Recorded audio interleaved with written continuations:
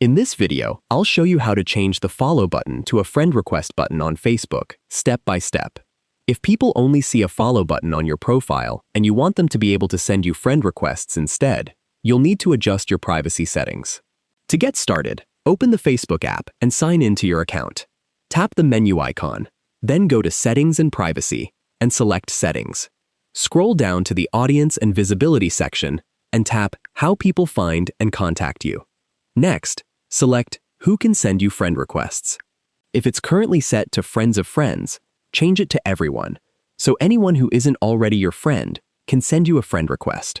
After that, go back to Settings and open Followers and Public Content. Review the Who Can Follow Me setting. If you don't want people to follow you without becoming friends, adjust this setting according to your privacy preferences. Keep in mind that if you've reached Facebook's maximum friend limit or have too many unanswered friend requests, the Add Friend button may not appear for other users.